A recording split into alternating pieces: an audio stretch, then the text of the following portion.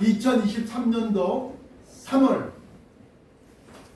19일 사순절 넷째 주일 본문 말씀 누가복음 19장 12절로부터 26절까지에 있는 말씀을 본문으로 삼고 본문 말씀의 중심 요절이 누가복음 19장 26절인데 주인이 가로되 내가 너희에게 말하노니 무릇 있는 자는 받겠고 없는 자는 그 있는 것도 빼앗기리라.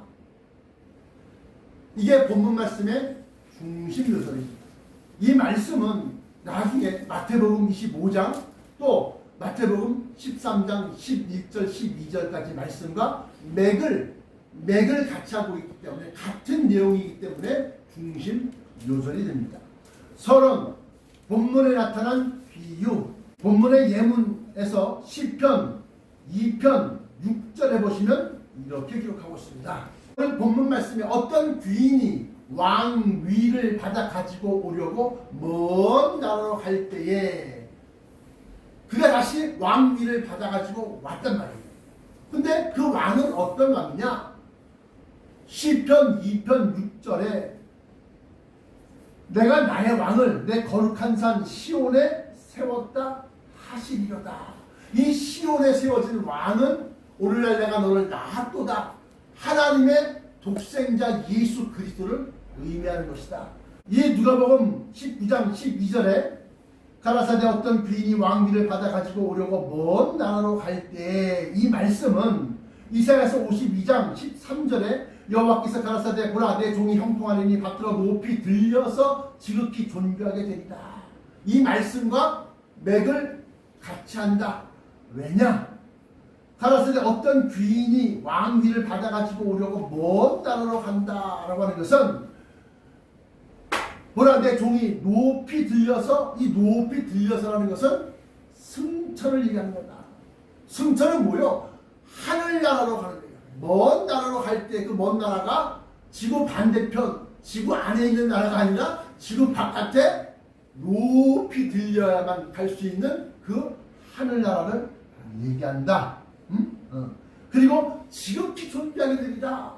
이 지극히 존귀는 아까도 제가 말씀드렸던 것처럼 시편 2편 6절에 나와 있는 것처럼 지구 전체를 다스리고 통치하시는 그런 지구의 왕, 평화의 왕으로 오시는 그 왕위가 지극히 존귀하게 되리라 하는 겁니다.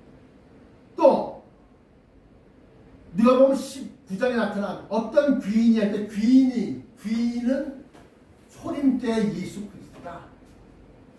왕위를 받아가지고 왕으로 오시는 이는 재림 예수 그리스도다. 그런데 누가복음 19장에는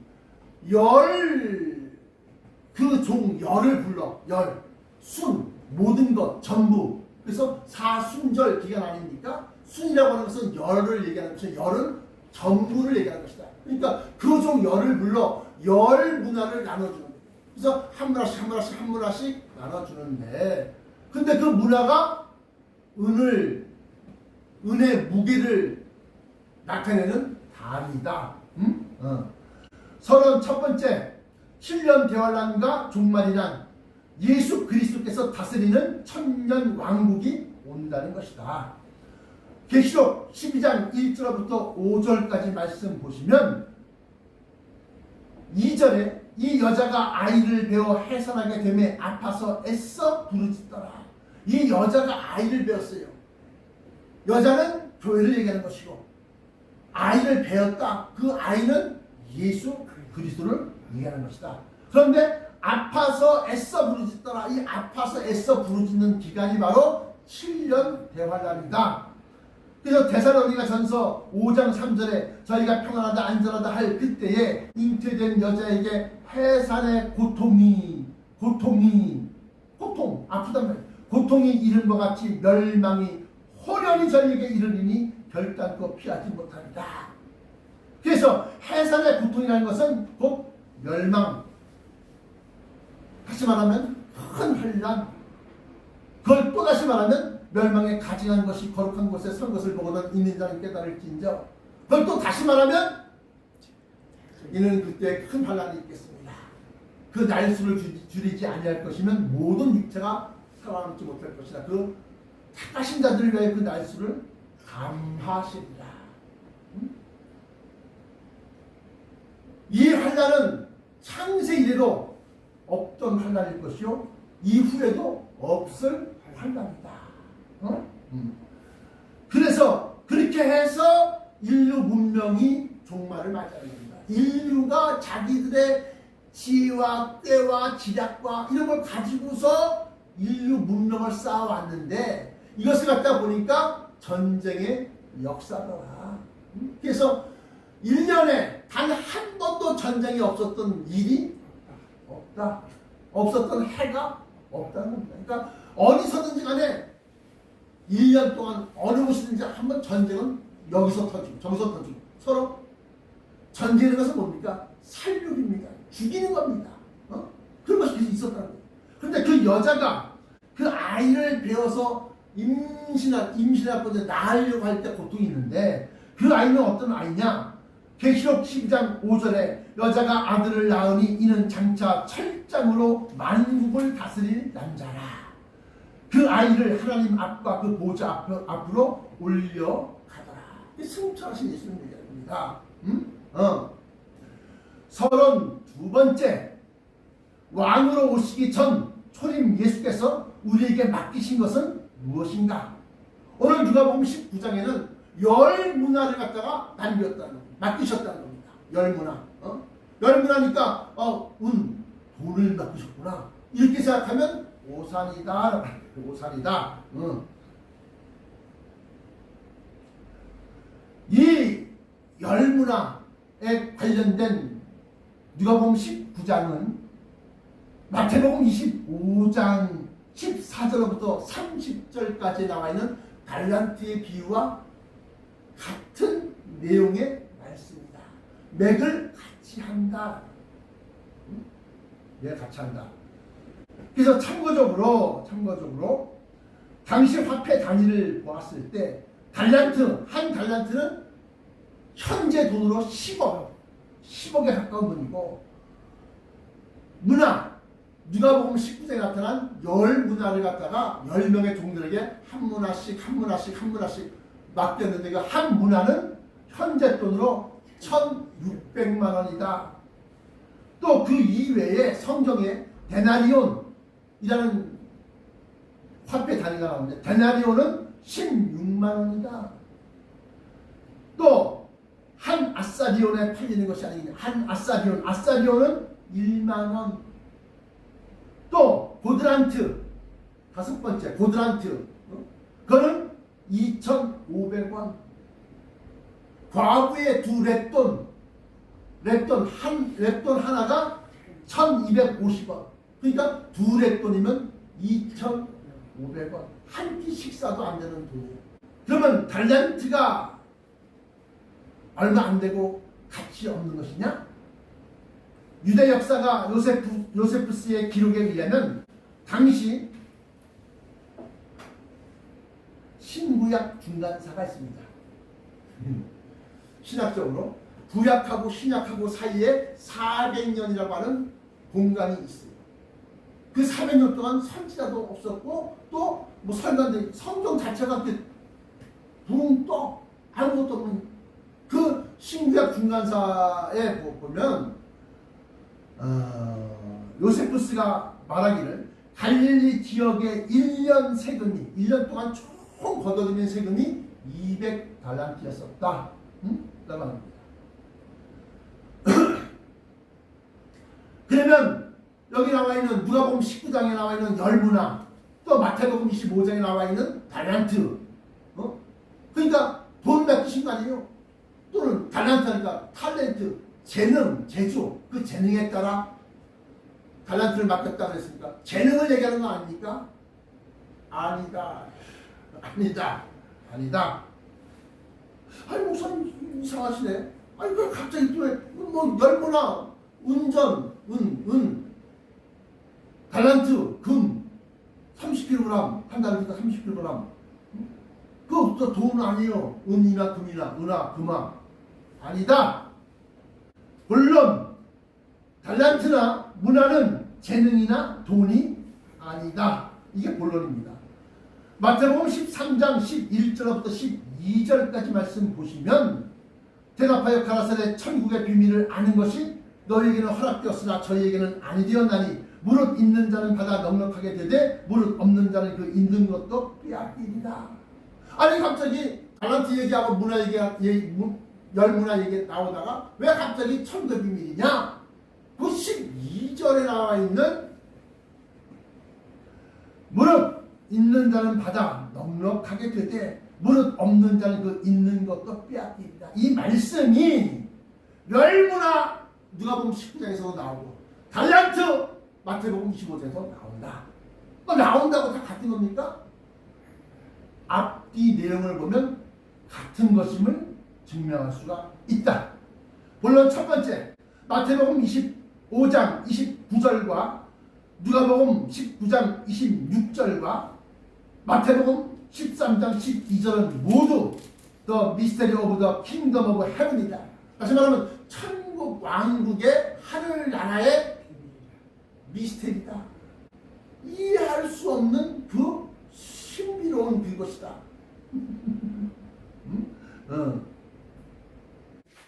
본론 첫 번째 마태복음 29장 누가복음 19장 26절 마태복음 13장 12절 그 내용을 하나씩 읽어드리면 먼저 마태복음 25장 29절에 무릇 있는 자는 받아 풍족하게 되고 없는 자는 그 있는 것도 빼앗기리라 이렇게 읽었습니다. 근데 누가복음 19장 26절에도 똑같은 내용이 나와 있는데 주인이 가로되 내가 너희에게 말하노니 무릇 있는 자는 받겠고 없는 자는 그 있는 것도 빼앗기리라. 이것도 마태복음 13장 12절에 무릇 있는 자는 받아 넉넉하게 되되 무릇 없는 자는 그 있는 것도 빼앗기리라. 빼앗긴다는 것은 뭘 빼앗기는 거예요? 금? 한 달란트를 빼앗기고 한 문화를 빼앗기고 아니다. 문화, 달란트 이것은 천국의 비밀이다 라고 했으니까 어디에서? 마태복음 13장 11절에 천국의 비밀을 아는 것이 너희에게는 허락되었으나 저들에게는 아니 되었나니 무릇 있는 자는 받아 넉넉하게 되되 없는 자는 그 있는 것도 빼앗긴다. 그러니까 천국의 비밀을 빼앗긴다는 겁니다. 어떻게 빼앗겨요? 내가 알고 있는데 다 까먹어버리는 거야. 그리고 그 천국의 비밀 속에 있는 단 한 가지도 자기에게 이루어지지 아니하는 거야. 이게 뭐 빼앗긴 겁니다. 빼앗긴다는 것은 알고 있는 천국의 비밀을 아는 것, 천국의 비밀을 아는 것. 빼앗긴다는 것은 알고 있는 것 중에 하나도 받지 못한다는 의미이다. 그 천국의 비밀을 제가 몇 가지로 크게 나누는데 첫째는 죄사함, 둘째는 부활, 셋째는 변화체, 넷째는 승천, 들림, 휴거, 다섯째는 다섯째 승천 다음에 단계가 있어. 다음 단계 승천인데 뭐예요? 공중 혼인잔치. 그 공중 혼인잔치를 끝내야만 우리가 진짜 하나님의 자녀가 되고 예수 그리스도의 형제가 되는 거예요. 그 천국의 비밀 중에 알고 있는 것 중에 단 하나도 받지 못한다는 거예요. 빼앗긴다는 것은. 그런데 왜 빼앗깁니까? 한 문화를 받은 종이 이제 왕이 되어서 이 땅으로 오시는 거예요. 재림하시는 거예요. 그 왕으로 오신 그분에게 보소서 한 문화를 저에게 주셨으나 열 문화를 남겼나이다. 그래. 그러니까 잘하였다. 충성되고 착한 종아. 그러면서 너는 열 고울을 차지하라. 또 한 사람이 한 문화를 주셨는데 다섯 문화를 남겼나이다. 그래, 너도 참 잘했어. 수고했어. 고생했어. 너도 다섯 고울을 차지하라. 근데 이 세 번째 한 문화를 받은 사람이 또 와서 보소서 수원에 싸갖고 있는 것 같아. 보소서 당신이 주신 것을 당신이 받으셨나이다. 그러면서 당신은 엄격하고 심지 않은 데서 거두고 해치지 않은, 그러니까 막 틀어놓지 않은 곳에서 모으는 줄 내가 알았기 때문에 무서워서 당신 꼭 고스란히 있다가 드립니다. 그러니까 이 악하고 못된 종아 그러면서 어떻게? 네 말대로 할 것이면 차라리 내가 은행에다 맡겨서 원금과 이자까지 내가 받지 않았겠느냐? 그러면서 종들에게, 옆에 있는 다른 사람들에게, 그러니까 천사를 얘기합니다. 저 한 문화를 빼앗아서 열 문화 받은 자에게 주어라. 그러니까 그 천사는 말이에요.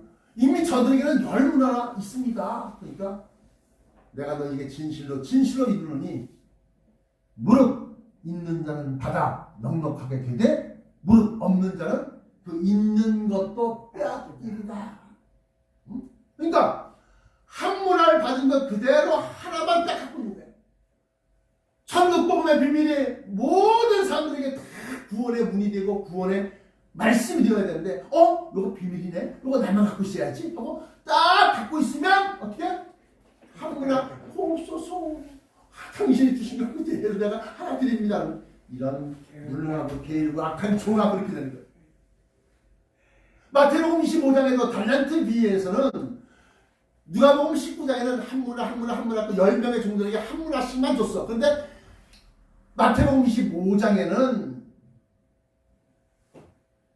한 명에게는 5달란트. 한 달란트가 얼마예요? 10억이야, 10억. 그럼 5달란트면 50억을 준 거야. 맡긴 거야. 또 한 종에게는 2달란트.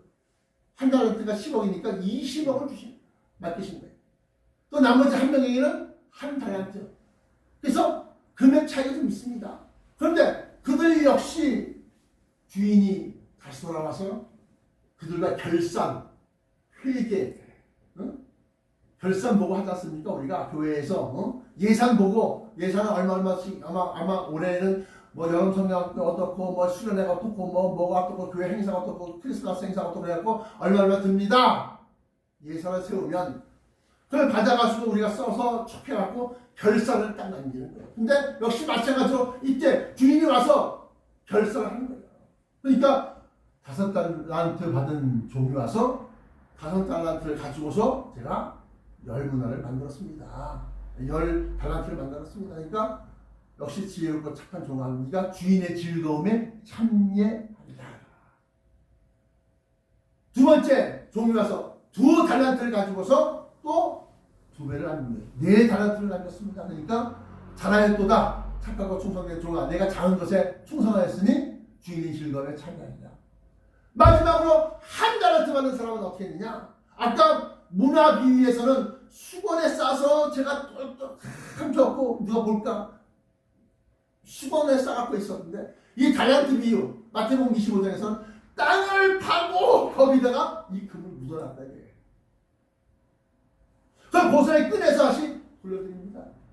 역시 마찬가지로 악하고 무능한 종아 그러면서 내가 권리를 취하는 자들에게 맡겨서 원금과 이자까지 받지 않겠느냐. 그러면서 그 1달란트를 빼앗아서 10달란트 가진 자에게 주어라. 그리고 바깥 어두운 데 내어 쫓으라. 이 바깥 어두운 데는 어디 바깥이요? 시온성 바깥을 얘기합니다. 시온성 밖. 시온성 밖이 어떻길래 바깥 어두움에 어둡다 그러고 바깥 어두움에 슬픔의 이를 달리고 있으라는데 바깥 어둠 왜? 핵전쟁 후이기 때문에 하나님의 장막, 하나님의 이 오존층과 같이 보호하는 그 장막이 탁 씌워져 있는데 그 안에 시온성이 있어요. 그 거기서는 어떻게? 마냥 해로운 가시면서 뭐 이런 게 전혀 들어올 수가 없고 아무 뜨거운 것이나 이런 것에 상하지 않는다고 요한계시록 7장에 기록하고 있습니다. 그 바깥에는 낮에는 불과 같이 뜨겁고 밤에는 무지무지하게 춥고 이런 상태입니다. 그래서 그들은 낮에는 저기 토굴이나 뭐 이런 동굴 속에 숨어있다가 밤에는 또 지렇게 모여서 모닥불 피워서 추워 떨고 앉아있고 이러고 있는 거예요.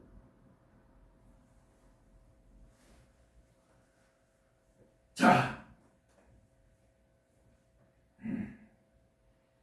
그래서 달란트 문화는 재능이나 돈이 아니다. 그럼 뭐냐? 천국의 비밀이다. The mystery of the kingdom of heaven. 그러면 그 천국의 비밀이 달란트고 문화라고 한다면 천국의 비밀이 제가 말씀드린 대로 단지 죄사함과 부활과 하늘의 형상, 변화체죠. 하늘의 형상과 휴거만이냐? 절대 아니다. 그럼 뭐냐? 그 죄사함은 현상이고 죄사함 받을 때 우리 마음속에는 이 벌레만도 못할 것을 하고 감동, 감화가 일어나. 또 부활도 역시 마찬가지로 그럴 때 아무튼 하고 내가 부활체로 땅의 티끌 가운데 자는 자 중, 이건 뭔 소리야? 몸뚱아리가 시체로서 땅에 묻잡고 흙이 되고 먼지가 됐다는 겁니다. 근데 그걸 다시 자는 자 중에서 뛰어 일어나 다시 부활한다는 것은 무슨 소리입니까? 새로운 몸, 부활체 또는 변화체, 고린도전서 15장에 나타난 바 하늘의 형상, 권리다.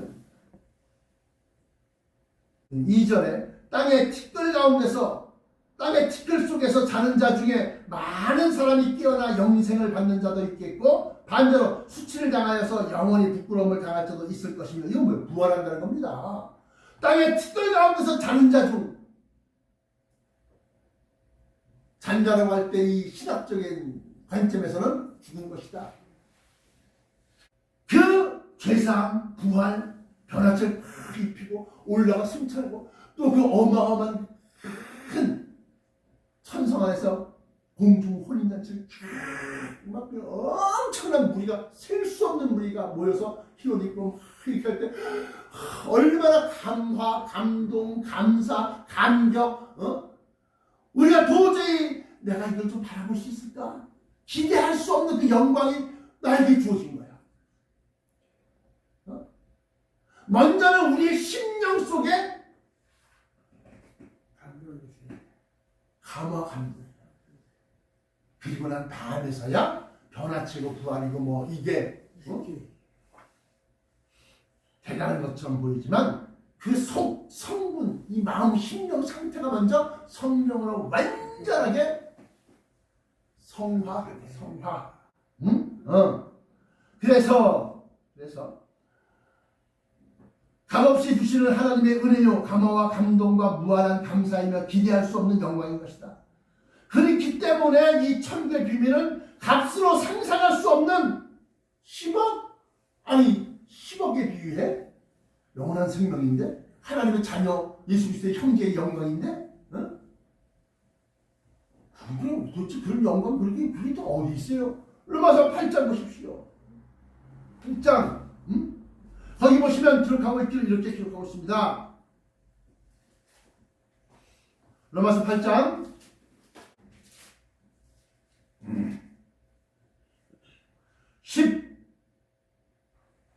18절 생각하건대 현재의 고난은 장차 우리에게 나타날 영광과 우리에게 나타날 영광은 뭐예요?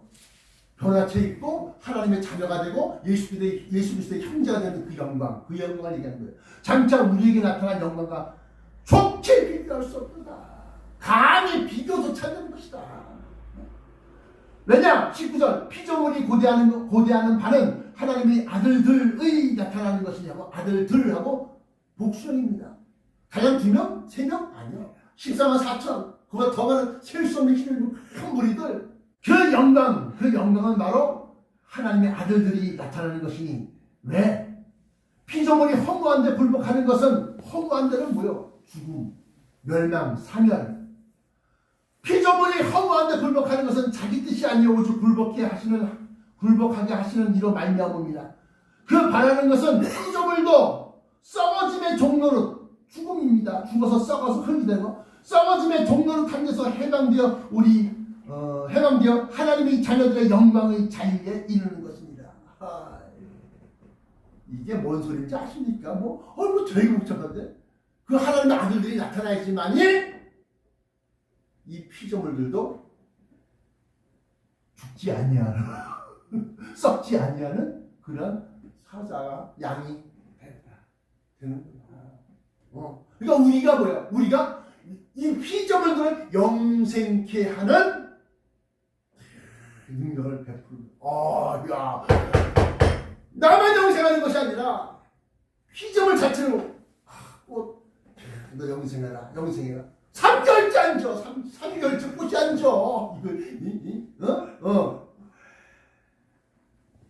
아니 꽃 화무 11홍 꽃이 아무리 길어봐야 열흘을 못 간다. 그게 꽃 한자 무 없을 무자 10일 열일 10일 홍 붙다는 거거든.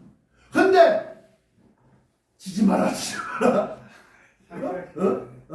짐을 안 낸다. 또 돈 들어가야 되는데 뭐 이러면서 걱정 근심하니까 어떻게 얘가 꽃이 앉아. 얘가 죽질 않아. 얘가 좀 있으면 이제 부활절 다가오면 이제 우리 저 하얀 꽃으로 백합이나 뭐 이런 흰색 랑이나 이런 걸 바꿔야 되는데 얘가 죽질 않아. 이게 좋아한 줄 알 거야 아마 보는 사람들은. 이거 생화야 생화 이거 생화. 하나님의 아들들이 나타남으로 말미암아서 피조물들이 썩어짐의 종로탄에서 해방된다. 해방. 이게 어떤 영광인지 아시오? 히데의 강가에서 다니엘이 예수님을 딱 보자마자 얼굴을 땅에 대고 엎드러졌느니라. 그 얘기야. 여러분들이 변화체를 갖고 승천해서 다시 이 땅으로 내려올 때 피조물들 여러분들 뭐 쓰는다는 거야. 참나. 이걸 알고 나니까 얼마나 신기 와 대단한지. 어마어마한 거야. 어마어마한 거. 그런데 이렇게 값으로 상상할 수 없는 천대 비밀을 자기 혼자만 간직하고 있다면 땅속에 감춰둔 것. 마태복음 25장에 땅속에 감춰둔 것. 누가복음 19장에 나타난다. 수건에 쌓아둔 것. 그거 같은 거야. 나만 알고 있어야지. 나만 받아야지. 이렇게 되면. 그러니까 지금 이 동영상을 보시는 하나님의 종들, 목사님들, 선교사님들, 또 해외에 있는 여러 주의 종들은 이 말씀을 듣고 야 이거 빨리 전해야겠다. 준비해. 그래서 내가 설교문 전체를 따라 올리는 거야. 왜? 설교문 전체를 영어로 번역해서 올려요. 그냥 다 읽기만 해. 왜? 이 천국 복음의 비밀을 막 제가 알다는 거. 자기 말하면 안 돼. 자기가 신고하고 있는 교회의 교인들한테 영의 양식으로 나가서 영의 양식으로.